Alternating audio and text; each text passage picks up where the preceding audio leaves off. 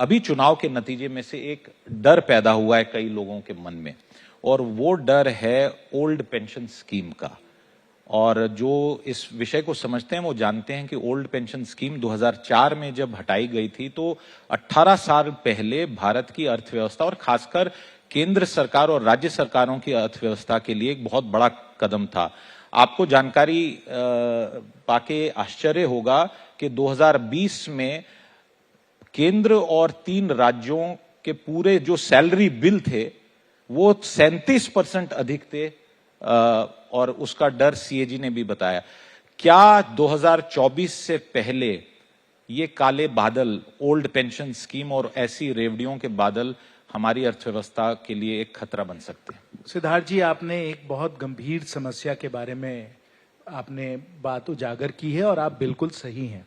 देखिए, माननीय प्रधानमंत्री जी ने भी कहा है कि अगर हम लोगों का ये रेवड़ी वाला मामला जो है इस पे अंकुश नहीं लगेगा तो भारत को बहुत गंभीरता से समझना पड़ेगा कि हम लोग अर्थव्यवस्था को किस प्रकार से स्थिरता दें, किस तरीके से स्टेबलाइज करें। क्योंकि आप जाकर लोगों के सामने इस प्रकार की आप बातें रखते चले जाएं जो आपको लगें कि अच्छी हैं, लेकिन अगर आप उसके बारे में थोड़ा और ध्यान से सोचें, थोड़ा भविष्य के बारे में सोचें, थोड़ी दूरदर्शी सोच लगाएं, तो आपको नजर आएगा कि ये गलत हो जाएगा, देश के लिए गलत हो जाएगा। इसलिए रेवड़ी वाला जो मामला माननीय प्रधानमंत्री जी ने रखा है बहुत ही जरूरी है। इस पे सब लोगों को चिंतन करने की जरूरत है। विशेष रूप से आप जरा 2 बातें समझिए।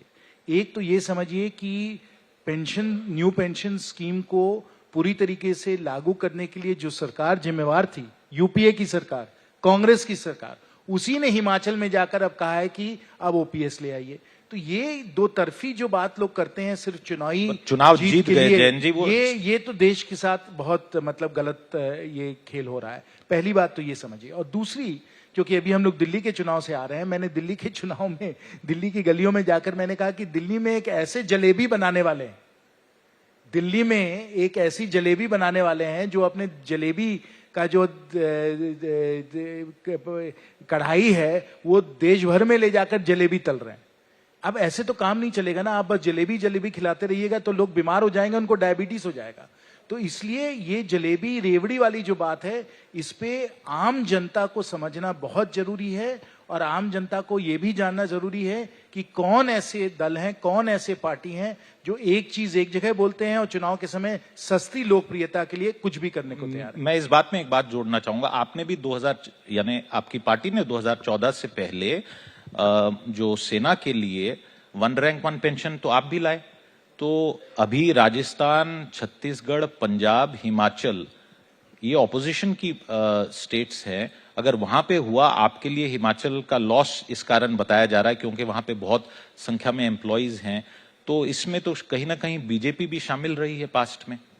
जहां तक 1 रैंक 1 पेंशन का सवाल है सिद्धार्थ जी, उस समय मैं वित्त मंत्रालय में था और वो इंसाफ का मामला है। यानी कि अगर आपने उस रैंक में आपने काम किया हुआ है तो आपको वो पेंशन भी मिलना चाहिए। तो एकदम न्याय का मामला है और उसको न्यायपूर्वक हम लोगों ने संभाला और न्यायपूर्वक हम लोगों ने उसको अमल किया। लेकिन जहां एनपीएस और ओपीएस का मामला है, वो न्याय का मामला नहीं है, वो सस्ती लोकप्रियता का मामला है। और वो जो काम हो रहा है वो गैर जिम्मेवारी वाला काम है, क्योंकि कुछ ही दिनों में वो जो राज्य हैं जो इस प्रकार से सस्ती लोकप्रियता के लिए ये सब वचन दे रहे हैं, उनको बहुत कठिनाइयां होनी पड़ेंगी। वित्तीय जो परिस्थितियां हैं वो बिगड़ती चली जाएंगी और वहां तो राज्य में दिक्कत होगी ही होगी, लेकिन हम लोगों को केंद्र में भी दिक्कत होगी, क्योंकि किसी राज्य को तो हम लोग इस तरीके से एकदम मतलब फेल होने तो हम लोग देंगे नहीं। तो वो हम और आप, क्योंकि हम और आप टैक्स भर रहे हैं, हम लोगों को उसको देखना पड़ेगा। तो ये सब जो बातें हैं ये हम लोगों को पूरी तरीके से समझनी चाहिए, और जो गलत बातें कर रहा है उसको हम लोगों को कोई वजूद नहीं देना चाहिए। ये आम जनता को, नागरिकों को समझना, मैं समझता हूं, बहुत ही जरूरी है। वीडियो पसंद आया तो हमें लाइक, कमेंट, शेयर और सब्सक्राइब जरूर करें।